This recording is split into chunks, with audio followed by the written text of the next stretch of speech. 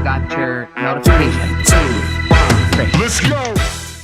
Welcome back to the show. This is Not Without Right, a Shakespeare in the Public Domain podcast.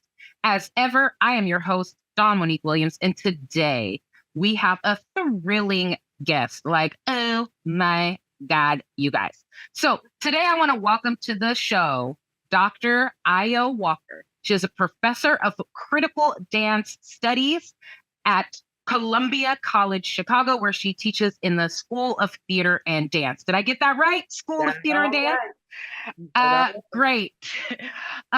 In addition to being an educator, Dr. Walker is a dancer, choreographer, actor, director, author, vocalist, auntie, godmother, sister, daughter, all of the above. So I'm so thrilled to welcome her to the show today. Welcome, Dr. Walker.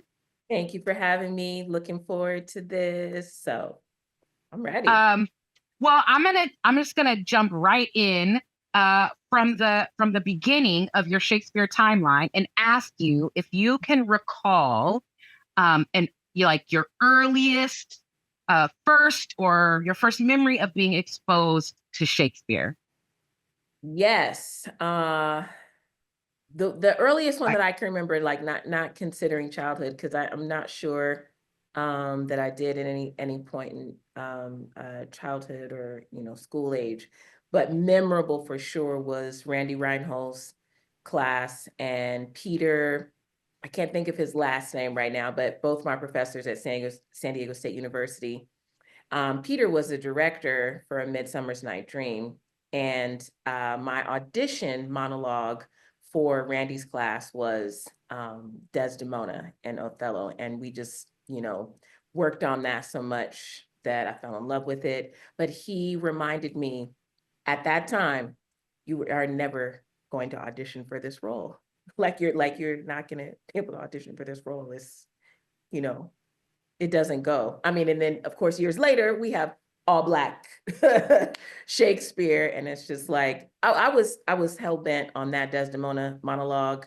And that was my biggest memory about my first encounter and really understanding it and then being like, I love this.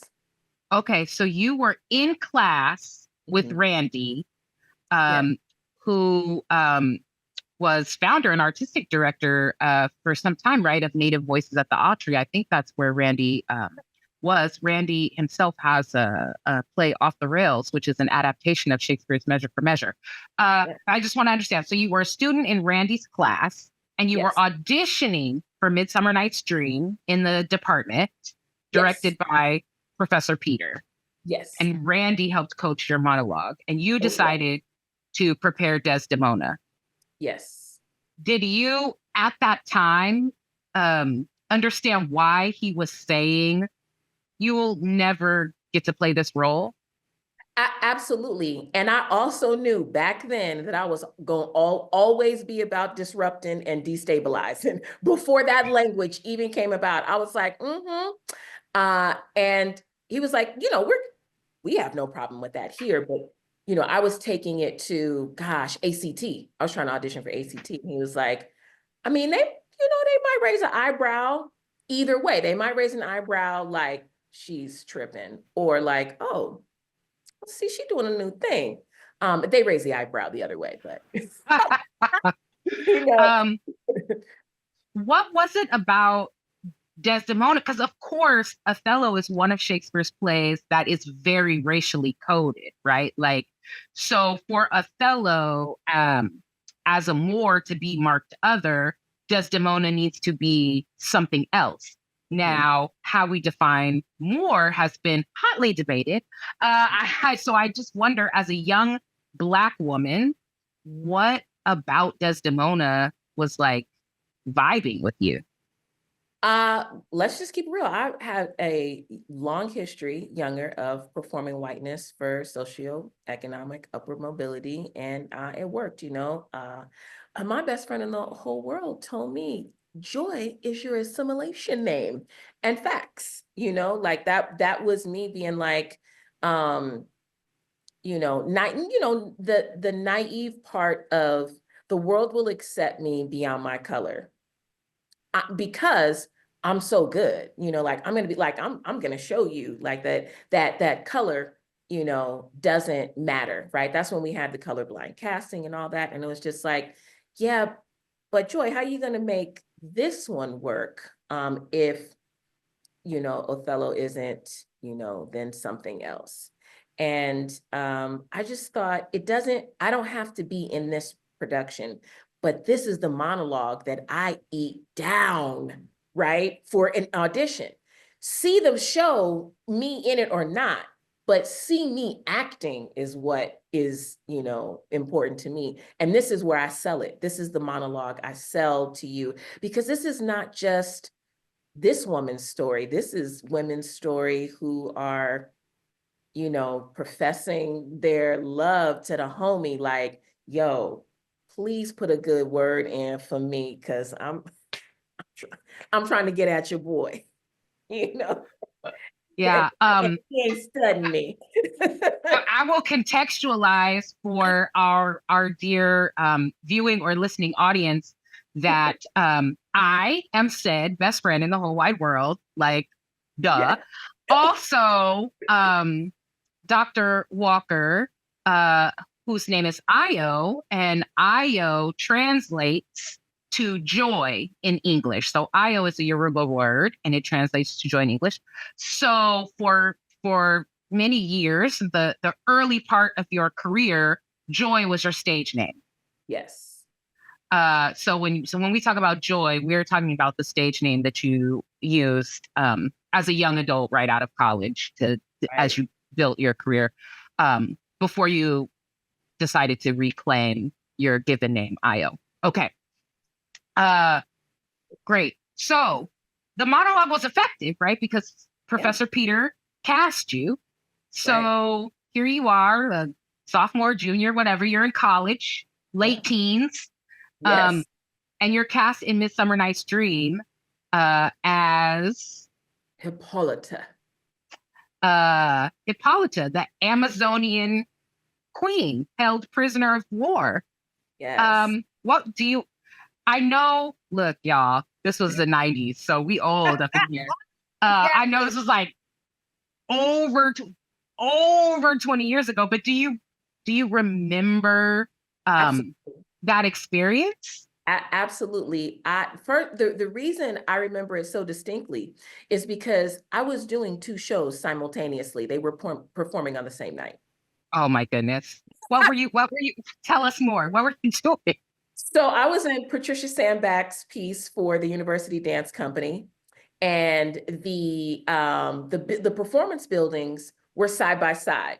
So it was perfect. Patricia Sandback and Peter had talked.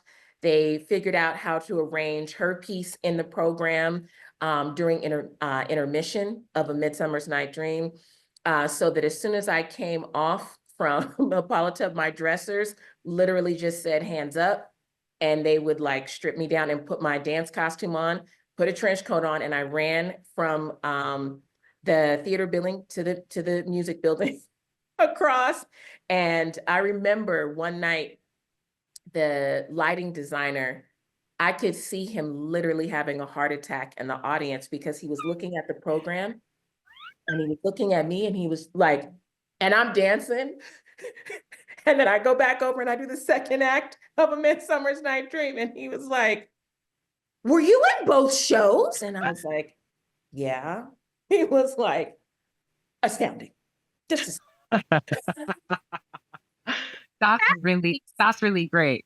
She was an athletic choreographer. So like we were like running that whole piece. And then I got back on there. And I mean, the thing that I remember most about Hippolyta is that I was owning the Amazon warrior. Like I was in the gym every day. And every time I came on set, people were like, came on stage. My friends in the audience were like, we knew you was flexing. Like literally. like I would like be backstage and then I would come out. I'd be like flexing the whole time. But I will say that something that is resonating with me right now is I was always hell bent on playing the roles that weren't meant for me, you know, and it wasn't Hippolyta, right? Because, you know, me and Peter had talked about it, and because I wanted to play, oh, I'm losing my mind right now, the love interest, one of either, Okay. and so Helena and Hermia. Helena and Hermia, you know, and it was, you know, it was always about being front and center, about being the ingenue character. And, you know, I did that. I felt that way for a long time before I got to the Western stage. And I remember Grant McKee was like, girl, you are a character actor, you funny. And it crushed me because I was just like, oh, so I'll never be a leading lady because people just see me as funny, not a love interest, not attractive, not, you know, like you know, you know, the one, you know, I wasn't the one, I was like the sidekick. And so it was more about not trying to embody white roles or whiteness, but more about like be the unexpected thing, you know, and Uh-huh. sell it. Uh-huh.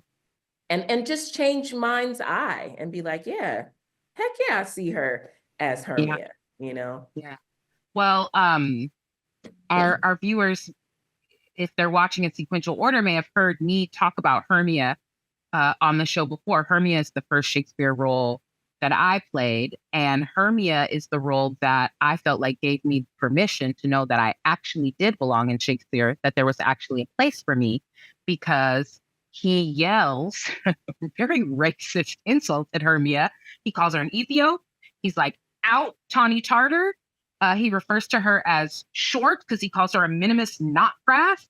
And I was like, well, it's giving short tawny, like it's giving. Right. So it's interesting that even though the text has these things that sort of can like match our physical description, we Right. still are sort of locked out. And interestingly enough, Hippolyta is a role that has gone on to be sort of part of the Black canon, right? Hippolyta is a role that is often and very easily cast to be played by a Black actor or an actor of color, which is interesting because she's the exotic, she's the rare, she's the outsider to Athens. She's the captive that they bring back. Though right there in Athens, Hermia is referred to as a Tawny Tartar.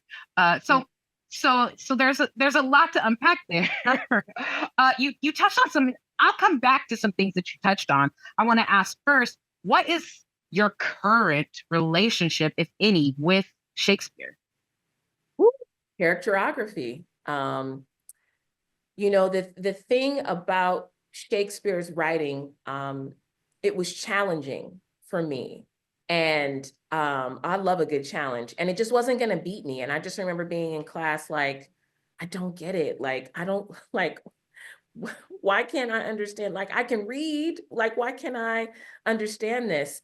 And so the language was not just poetic, it just danced on the page. And I just felt like I wasn't picking up the choreography. And until I could pick up the choreography, then how could I really call myself a performer? You know, it was more than just like, you have to speak the King's English. It was just like, how do you show your worth? Like how do you, like you can't speak the language, you can't do the dance. Like, how are you in this? And so discourse and language and what it's doing, and how it mobilizes and how it, you know, changes our perspective, our view, our purpose. All those things led me to looking at the physicality of text, and how we can and how interpretive text is in the moving body.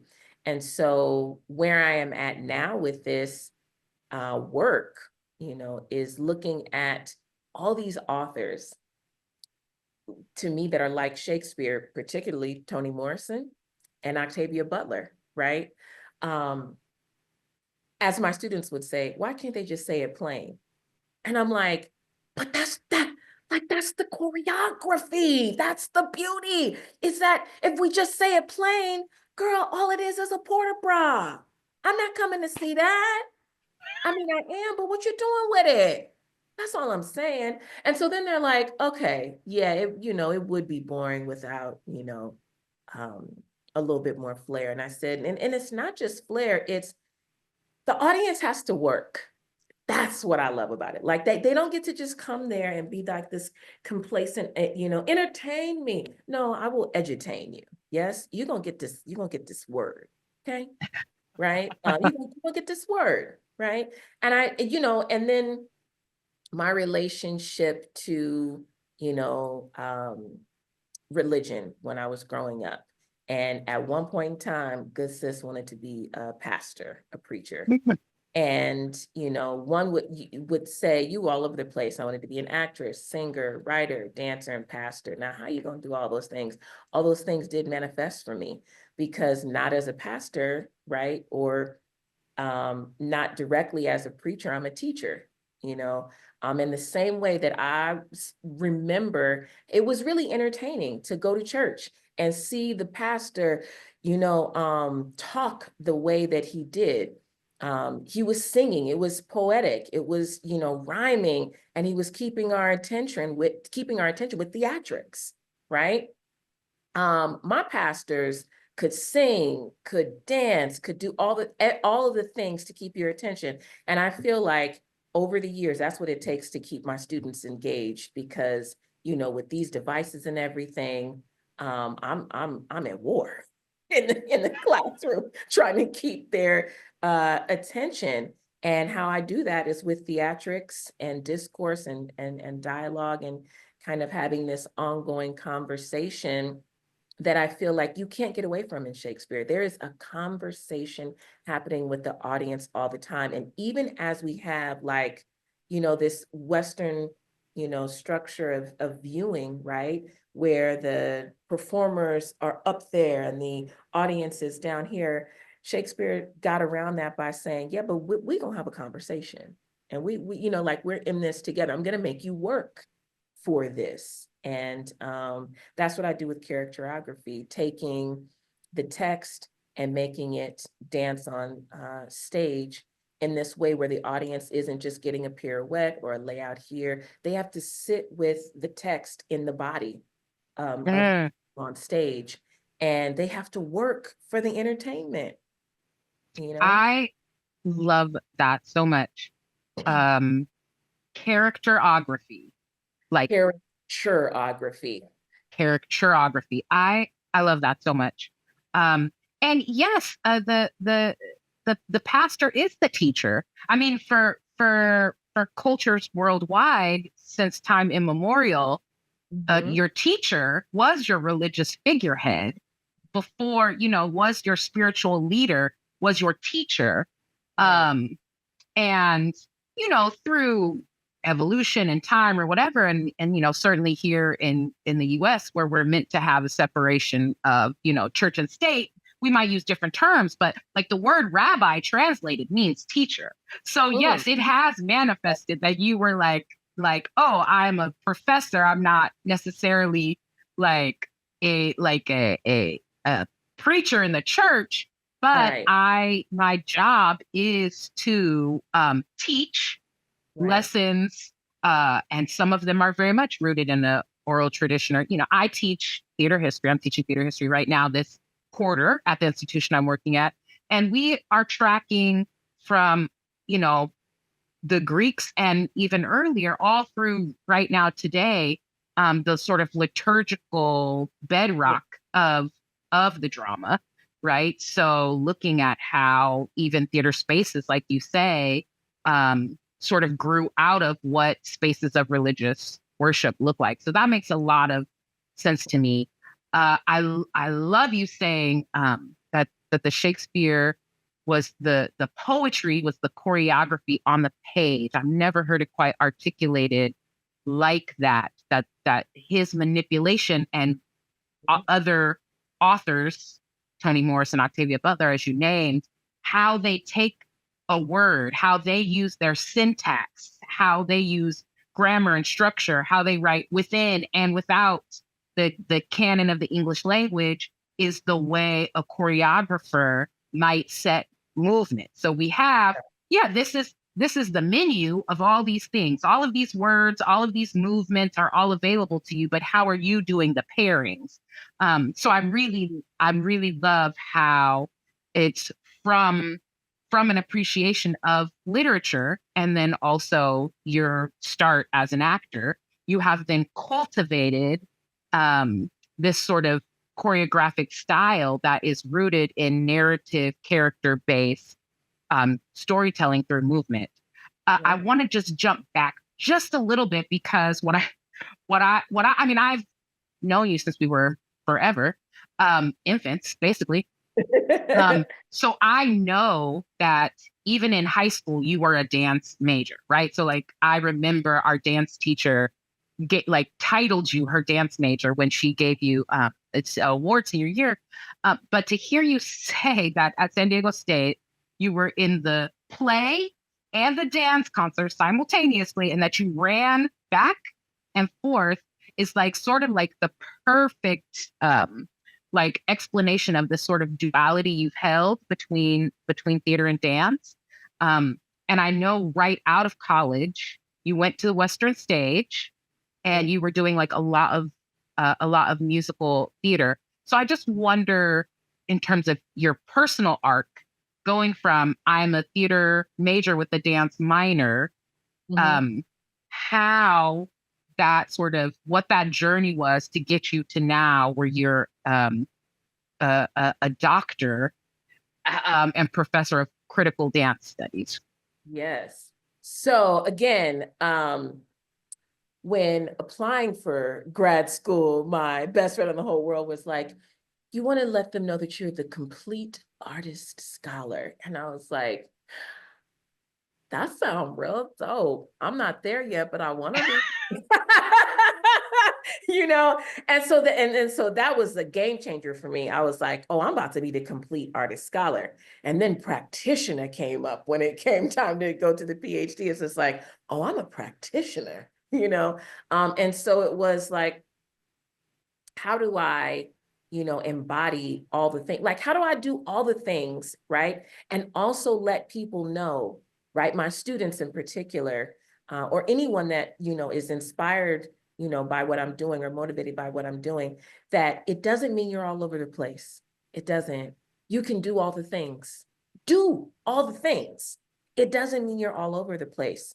What you need to do, what you can do to not feel like you're all over the place, is find the through line. And the through line was always there for me. All of these things work in tandem: acting, writing, singing, dancing. I mean, it's performing, all of it, right? And this dichotomy that even the performance world has always mind boggled me, right? Every time I have to go from stage left to stage right, upstage, downstage, that is a dance. You are dancing. You like, how can you not?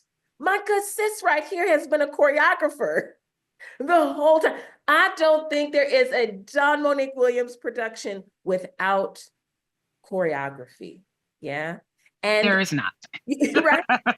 And so what are we doing if we're not dancing while we are acting?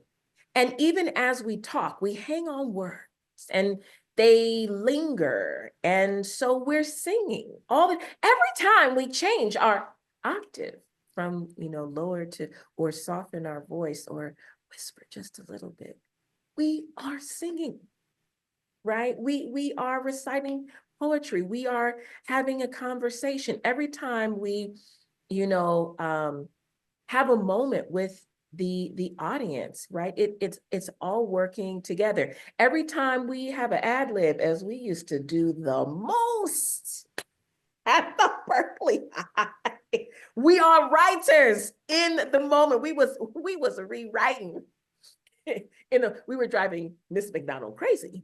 Yes, yes, yes. We know Yes. better. Don't name those plays, because I don't want those playwrights coming after us. I know, right? We was doing the most rewriting. But it was that agency that we had that told me I can be the complete artist scholar, that you named, you know, and now as a practitioner saying, I can do all the things because I did all the things and I was doing all the things. Just it was innate, right? We was journaling, we was doing poetry, we were doing all the plays, you know, oh my God, what was that pizza place we used to go to and perform? Laval.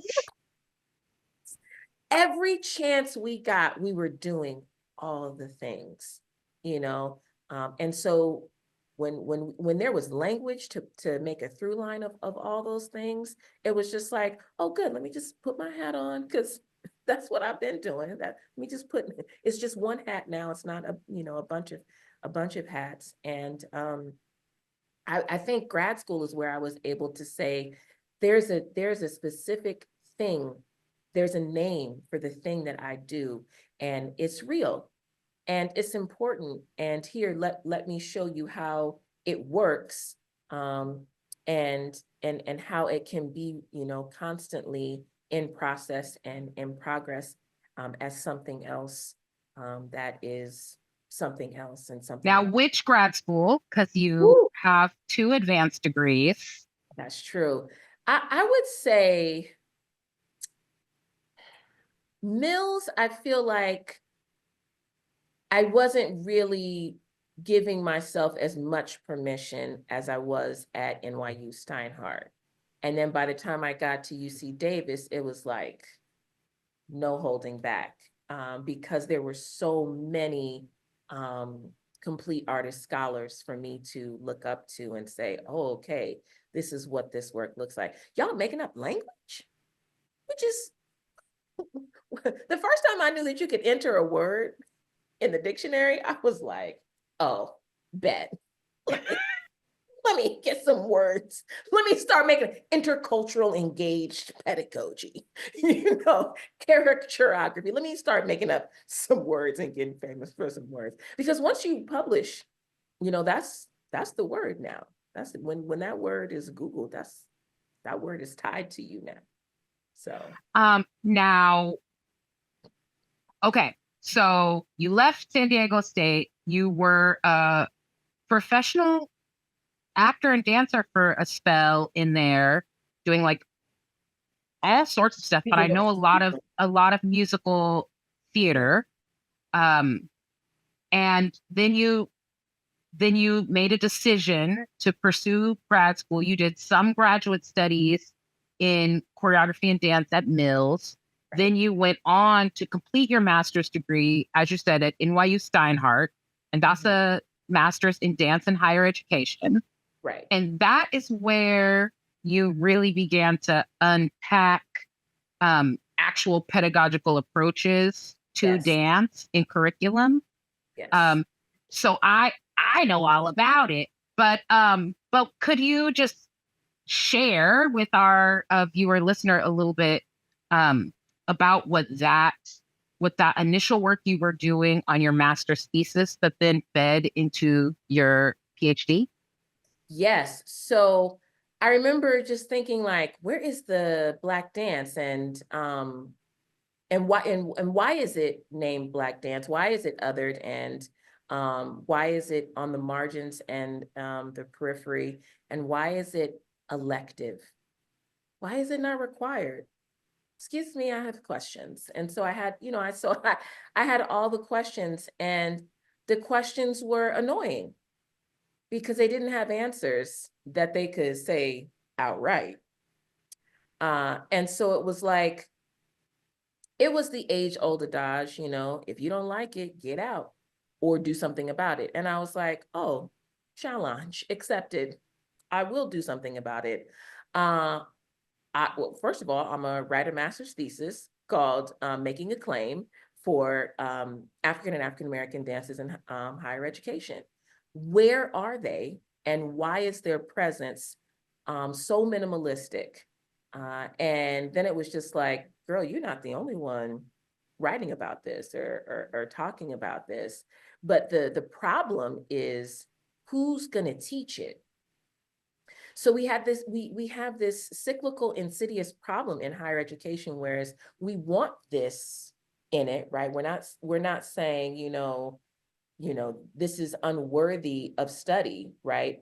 Essentially, that's what we're saying. But the truth is, we started, right? The Bennington collection started this, and it was just white women, right? It was just white women. We had, one Black guy, I can't think of his name right now, but who was going to teach or train Black dancing bodies when they weren't trained in that? And so when we get to the ivory tower that says you can't work here and be permitted to work here unless you have our degree. But we're not given degrees in West African. We're not giving degrees in hip hop. I mean, things have changed like a lot, but we weren't then. So what you're saying is we have a problem that we're just not going to fix. Essentially, that's what you're saying, right? Because you have to get what we could have done and what we can still be doing and what we're choosing not to do is getting practitioners in the field, right? Who this is their native tongue. But no, they don't have degrees because they don't need degrees because they are from Mali, right? They are from, like, what are we doing? You're saying that this can't be an authorized teacher because they weren't authorized by a Western degree for an African aesthetic dance form? Make that make sense. And so I was like, Kermit the Frog, I gotta write all of this. I gotta call all of this out. And that's all I've been doing. And in doing so, I've just been marking myself. I've made it very hard to be here where I'm at right now. And I wouldn't change it because what did Harriet Tubman say? I ain't gonna stop freeing slaves just because it's hard. I know that's right. I know that's right. Great. So your scholarship, your research practice is really rooted in dancing Black bodies and, as you said, this Africanist aesthetic. Yeah. But going back to this term, practitioner, Yes. I know that while you were, you had completed your PhD already at Davis, but you were still like in residence, like on faculty there, like adjunct. You were in a production of The Bluest Eye. Yes. What was that like to return to the stage as an actor, not just a mover, but like an actor who had to memorize lines? After spending so much time deep in this scholarship of dancing Black bodies, moving Black bodies, and then coming to the performance work, sort of with a new frame of reference. It was welcome home to a home where I've been performed on that stage many times as a dancer at UC Davis at the Mondavi, but not as an actor. And I remember the professor at the time, I was not a student, I was a teacher, I was their, colleague, Margaret. And I was thinking, dang, y'all gonna wait to do a Black play for me. And I'm not a student no more. When I tell you I was reeling when I saw this message on my phone, I'm holding my phone and Margaret is calling me. And I'm like, hey girl, hey. And she was like, Dr. Walker, how are you doing? And I'm like seething. Just found out that they're doing this. And she's like, I just wanted to ask you, I know you're, busy and things. If you were available. I said, yes. She said, what? I said, for The Bluest Eye without. She goes, no, that's why I'm calling you. I was like, okay, yes. I don't care what the role is. Yes. And so I came in to read for not Piccola, who's the narrator? Claudia. And then they were like, can you read for Miss Breedlove too? No, it was Mama. It was Claudia's mom, the I can't think of the other ones, the mom of the other family, read for her. And then when it got to Mrs. Breedlove, they were, I remember Janie and Margaret looked at each other and they were like, Mrs. Breedlove. And I was like, that. And so I resonated with Mrs. Breedlove for so many reasons. The limp, right? The foot for her, and her rotted tooth, that was me having buck teeth, a gap, and this tooth had been knocked out when I was a kid and it had yellowed like, so I was her, right? I was her. I was, all these things. No, I didn't have a limp, but my Achilles heel was my teeth. I just let that, eat away at me the way that her tooth had been, rotted away. And she has this moment where she's out shopping and she says that how one of the other Black women treated her was, like she was all sedity like, and didn't see her. And I just always felt like either I wasn't Black enough, right? Or I was too Black. So where did I fit? No one was treating me, in my real life like I fit or belonged anywhere. And then the fight scene between me and my husband, we didn't have a fight choreographer. So they asked us to just do what we could in the moment. And when we started doing it, I was like, can we slow this down right here? Can we do this? And I found myself just right in the moment choreographing it. And we asked if we could keep it. The director said, yeah. And we were having such a good time doing it. We came up with more and more stuff every night. And then we did have a fight choreographer come in and say, you got to set something because y'all gonna hurt each other. Like when the stakes get ready. And one night we did, like we really were like, woo. And I said, this deserves its own piece, right? Like the Breedloves have really a whole story. Dare I say, Tony, we need another book for the Breedloves, right? Like the audacity of me to be like, Tony, girl, we need another book for the Breedloves. And so my directors were like, write it. And I was like, I'll choreograph it. I'm not gonna write it, but I'll choreograph it. And that's when I came up with the Breedloves Pas de Deux, which was my first Cariactureography. So, and then I did the Tar Baby, which is Jadine's son, and then Sula. And so I've been working on a whole evening length work of Toni Morrison's work. Got a colleague on board here in the literature department at Columbia who's like, let's do Octavia Butler. So we're doing Parable of the Sower next semester. And then we're working on this grant to do, what's the Mango Street? Mango Street. Mango Street, which is here. And so like, it's funny how like the students have been so resistant to like reading with dance, dance literacy. But it's like y'all have no idea where this is getting ready to go, because the time is so ripe. We are banning books. We are trying to dismantle the Department of Education. Do y'all not understand? Like the dumbing down of America has been going on for so long, but they are so aggressive right now because what? Because knowledge is power. And if I can't get y'all to get it anywhere else, I'm gonna give it to you in the entertainment. You're gonna get this word.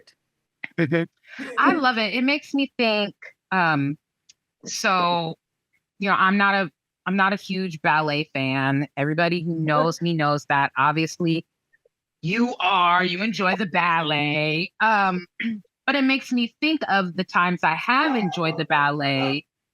In particular, there are these ballets of the Shakespeare plays, right? Like Smuin's famous for Romeo and Juliet.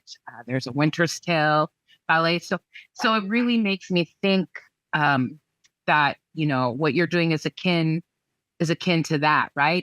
And certainly Marcia Graham did did a number of the Greek plays as concert dance performances. I wonder, as somebody who teaches in a school of theater and dance, and also I should note that you were teaching at another institution before coming to Columbia College that also was a sort of combined theater and dance department. So you teach both theater and dance courses.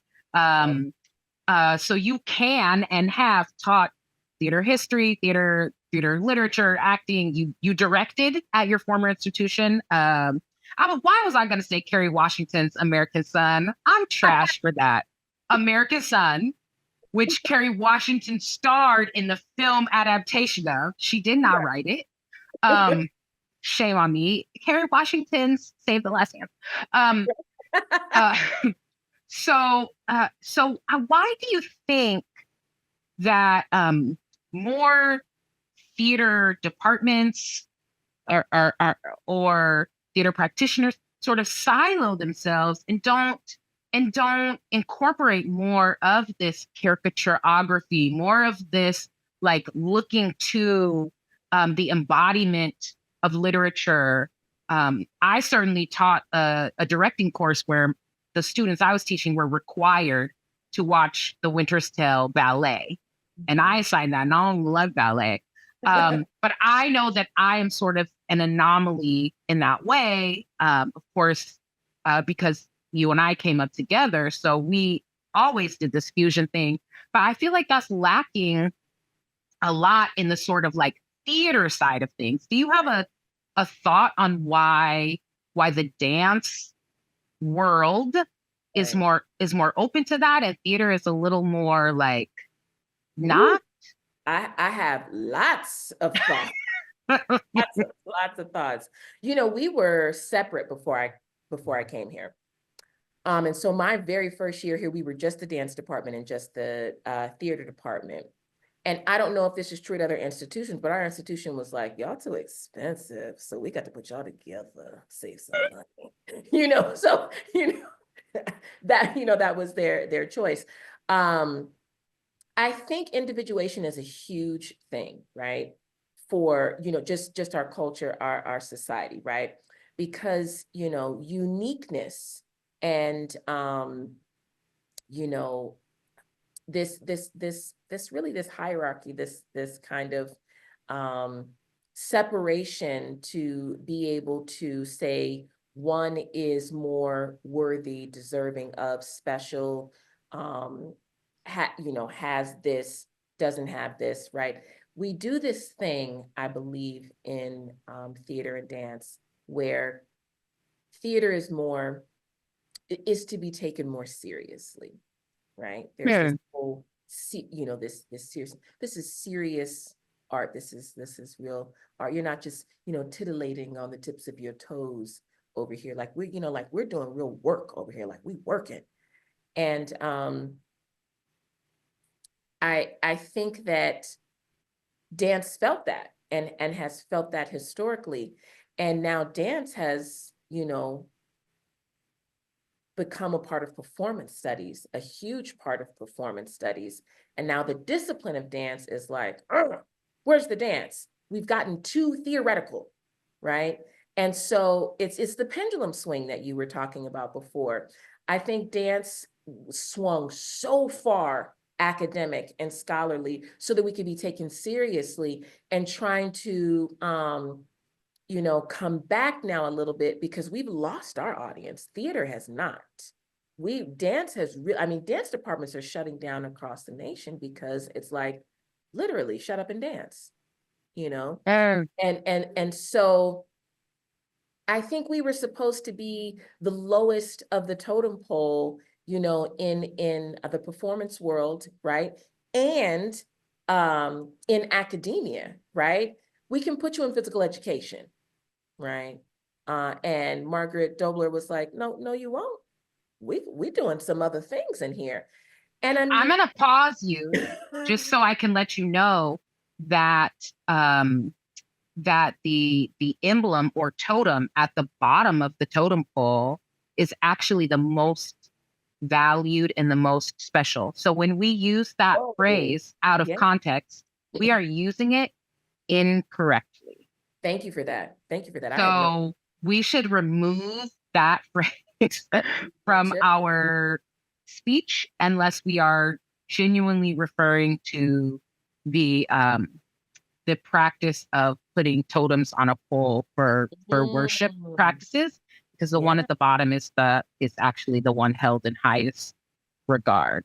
Oh, I needed that lesson today, doctor. Oh, I'm not a doctor yet, doctor. But we working on it. But I can either keep this in the recording, I love it, or I can run it back and you can. Okay. We're going to be educating folks, because see, the doctors don't know everything, right? Each one teaches. I'm just saying. And I think in this like desperate effort to prove, dancers are smart,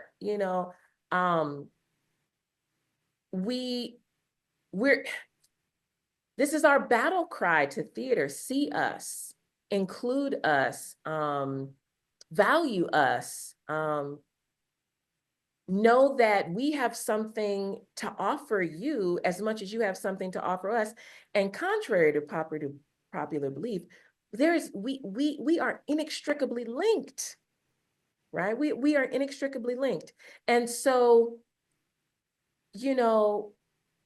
I'm doing that work here at Columbia, and I'm so grateful that the School of Theater and Dance's merger embraces me specifically as one of the new hires, with this merge, that they can say, I said this in a department meeting because I'm silly.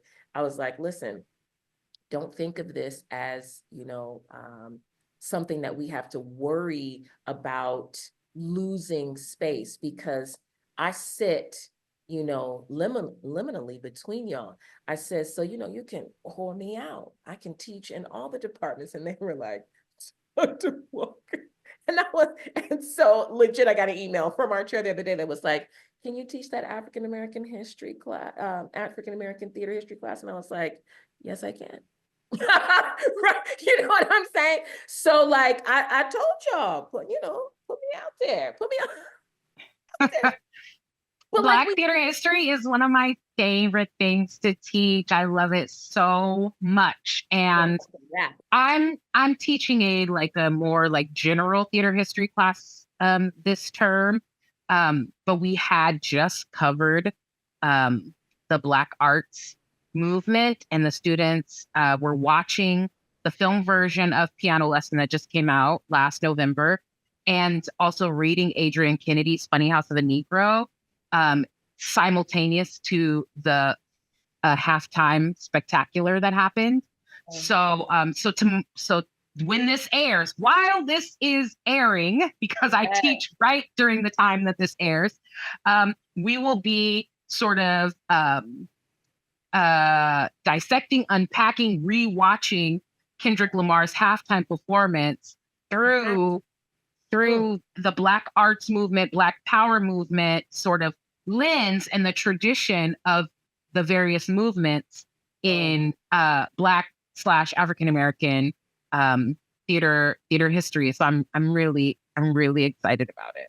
Ooh, I'm so glad you brought it up, because I was right here about our marriage as theater and dance. That halftime show is emblematic of our marriage. Listen, are we locked in? Theater are locked in, Yes. And talk about the politics of performance and performing politics. Oh man, say what you want, but that brother is the disruptor and destabilizer, Yeah. And I get it. I definitely get it. The people that are just like, I didn't like it. It wasn't entertaining. Translation, I struggled with getting it. And I didn't like being made to feel like I was intellectually inferior by a Black man. Yeah. I mean, edutainment, like you said, right? like the great Dr. Hudari Davis and his wife Auntie Soul have their company, Edutainment. Yes. No, I mean uh, to me there was text, there was song, there was movement. It was completely theatrical. It was completely a revolutionary expression through art. I loved every moment of it. I've watched it so many times. I find something new every time I watch it. I the fact that for me, I wasn't in the stadium live, right? So it's mediated through me. So mediated for me to receive it. So then that's also the conversation around hybridity, because my experience of it through the screen and the camera cuts and the editing is one experience. For people who were there live, they have a different experience, right? So some people saw Serena walk to the thing. Some people saw the gentleman who held the Sudanese and Palestinian flags. That was, for me, that was like something separate, right? That's like, oh, I had to go to separate social media to know that that had even happened. But for people there live, it was all part of the theatricality of the event.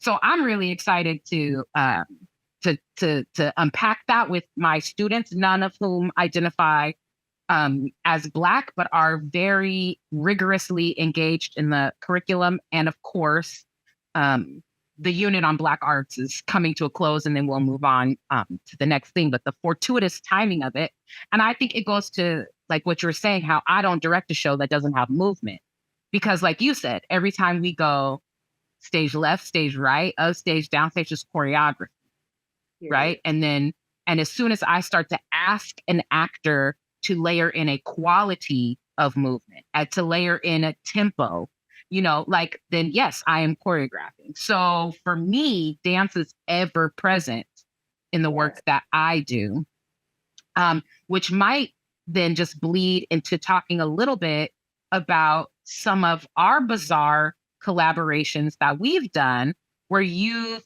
provided movement for plays that are technically non-musicals, right? Like, I think people have an understanding like, oh, you do West Side Story, there's a choreography, right? But when I did Burial at Thebes at UMass Amherst, or when I did As You Like It at Cal State East Bay, you were the choreographer. What for you is the starting point when adding dance or movement to, say, a non-musical play? I'm a narrative choreographer. I always have been. So I have always found a way for the movement to tell the story that I was making, right? The meaning I was making with the movement was the story I wanted to tell. As a young child who was raised as you do as I say, do as I say, not as I do. You don't have a voice. When I'm talking, you be quiet. That level of silencing, even when it was just like, but Dad, well, you have this thing, you have this wrong. I just want to correct this. You don't correct me. You don't correct an adult. And so it was, you're not going to listen. And already getting that messaging as a child that adults don't listen to children. And then getting the messaging that people don't listen to women. And then getting the message that people don't listen to Black people. I was just like, well, how am I going to be heard? How am I going to be seen? I'll write.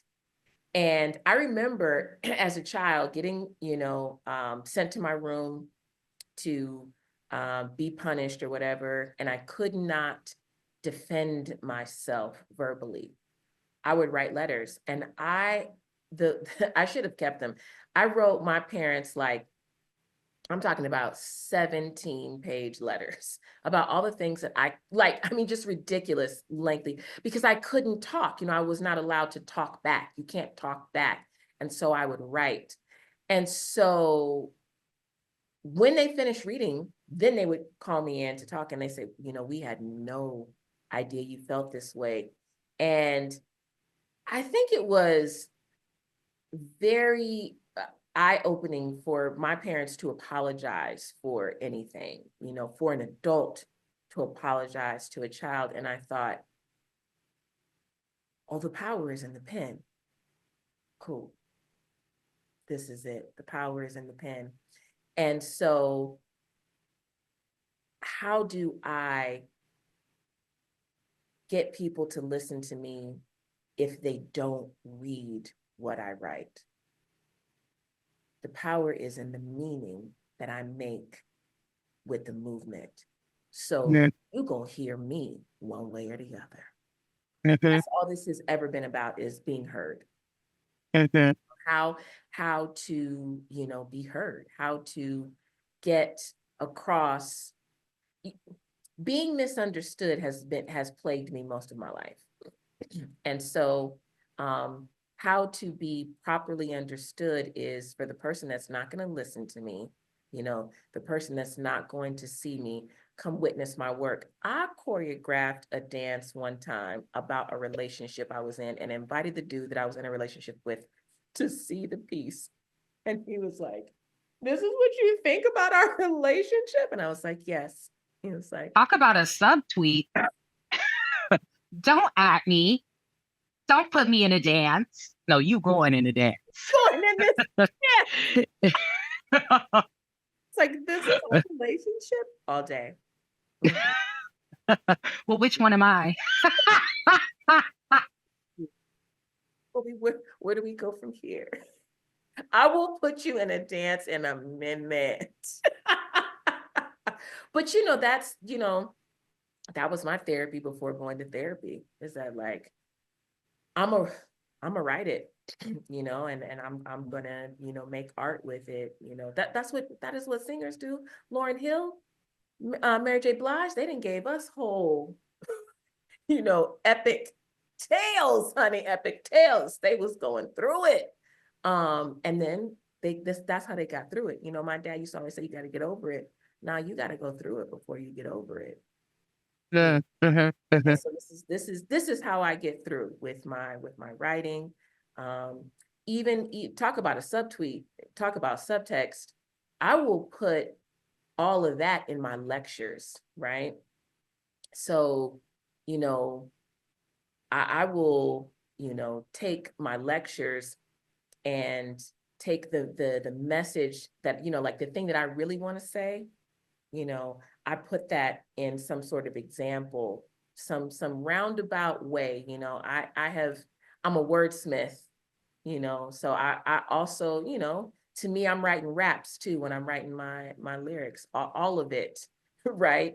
It all goes back to Shakespeare, because what we say, what you say about Shakespeare and E40, that, I mean, like, that comparison is my all-time Dana Monet favorite, right?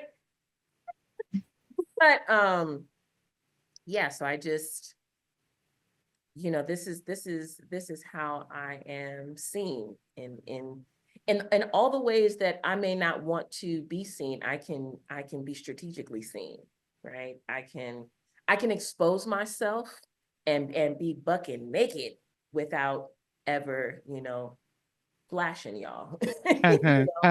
This is how I do it, uncut in the work. It's like, I can't say that, but I'll put it on stage, you know. I wonder if you got Desdemona out of your system, or if we're gonna see some caricaturography of young Desi. I think so, because it's like I shared with you, you know, earlier, about realizing my relationship to her to date is like, oh, this is literally my tragic love story of all of my relationships. This, you know, unkindness may do me much, and his unkindness may defeat my life, but never taint my love. Like, I know that you and Alicia have said to me, I can't believe you keep putting yourself out there, either on these apps or going back to these, say, and it's just like, I am not, you can't break me. And I hope that that is not, the goal in men dating me. But I do know that Desdemona has always been with me in this whole, like, yeah, I've dealt with many men that when I dated them, they were mean, just mean to me. And it was just like, I'm still gonna show up in love, bell hooks, because for me, the love, as she says, is truth and justice, right? And so I'm gonna show up as my true self, and hope that the justice that is served with the unkindness is that I kept showing up in love, Mhm. and that it wasn't tainted by your unkindness. Okay. Everyone with me, dating or not dating, friendship, like, gets a clean slate. I don't say, oh, I've been hurt by this person, and so this person is gonna hurt me, or I've been hurt by this guy's gonna hurt me. Like, I'm no bag lady here, because my love is Uh, so Desdemona dies in that play. Are you going to give her a different ending? Like, are you doing a different spin? Am, Are you giving her am I gonna victory? immortalize her?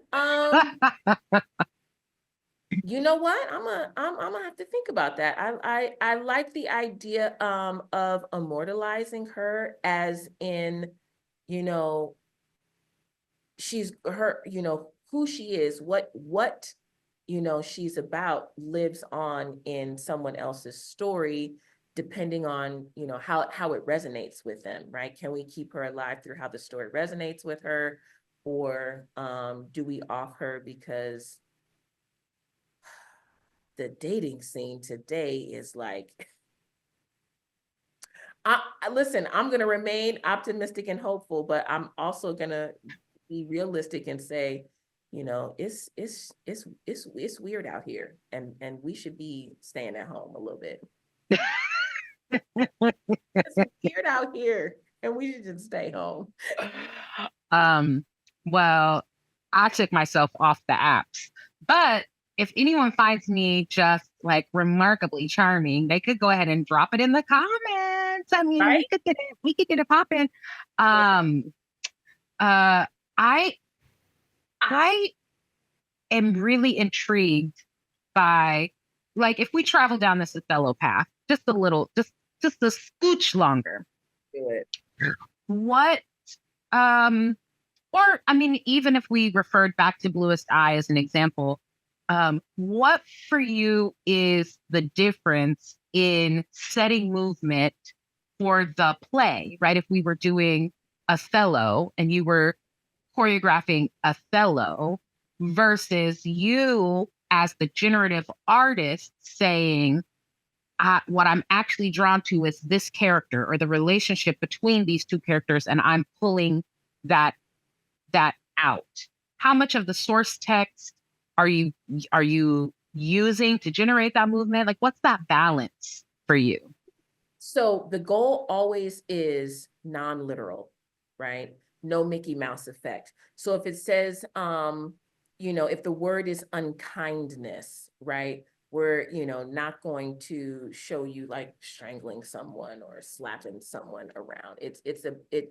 Don't take that, literal sense, right? So the first thing I'm going to do is get real dissective and excavative with, I'm making up words right now, These are great words. I'm going to right, use them in my dissertation, all of them.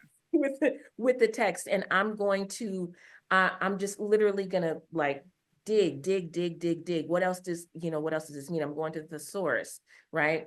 And I'm going to cull out meaning that I can make movement to, that is non-literal. That is the goal, right? I want to take you there because I don't want this, what we call Mickey Mouse effect or mimetic effect with choreography. So table, be the table. No, right?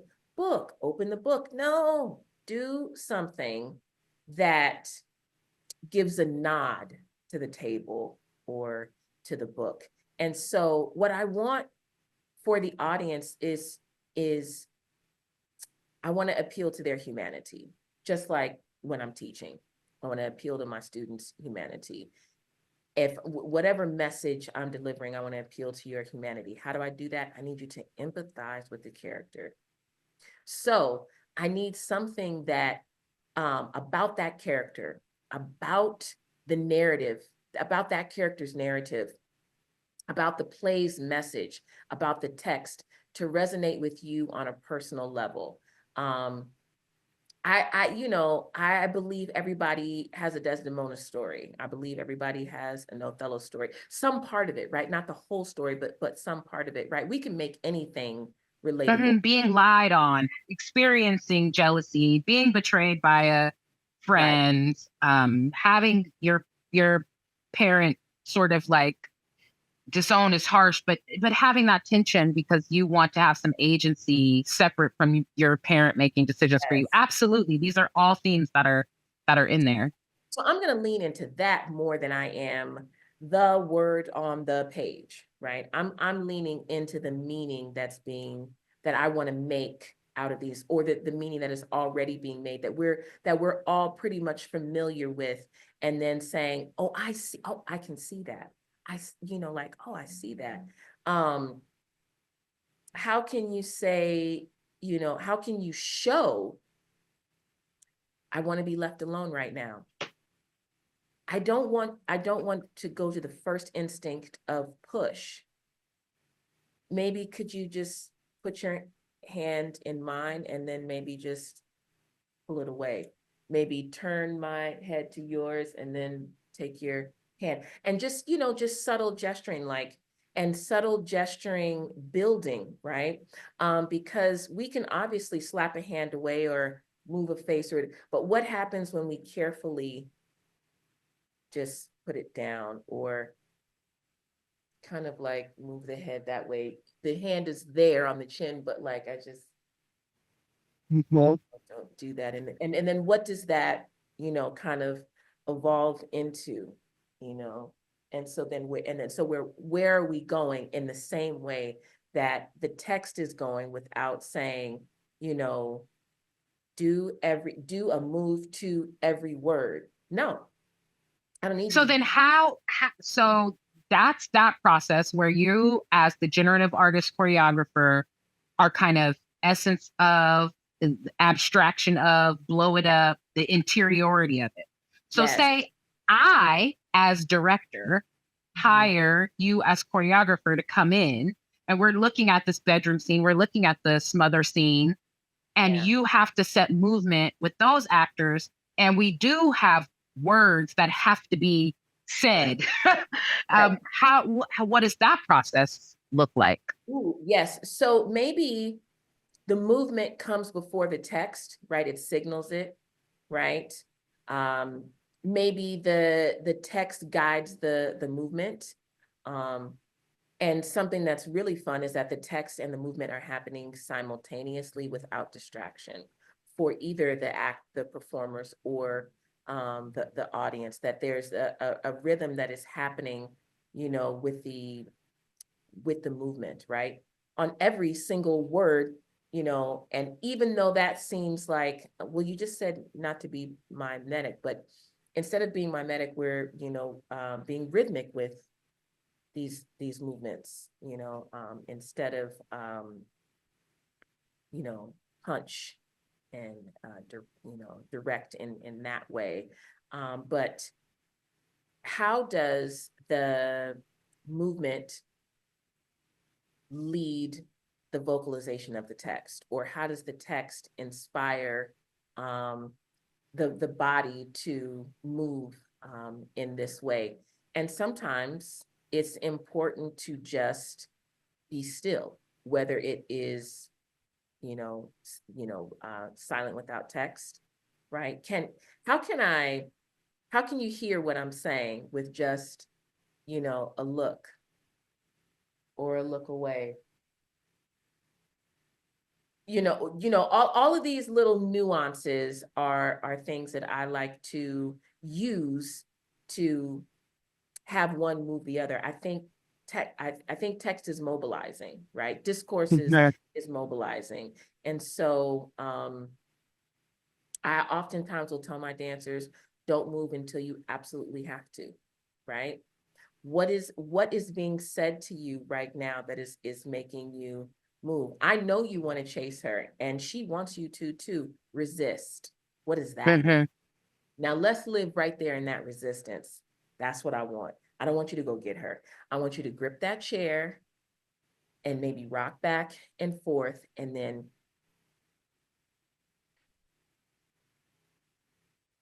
and have a whole dialogue that was on the page that we don't hear yet, that we just watch. And then now let's start talking. But we just had a whole bunch of choreography that said everything that is getting ready to be said in the text.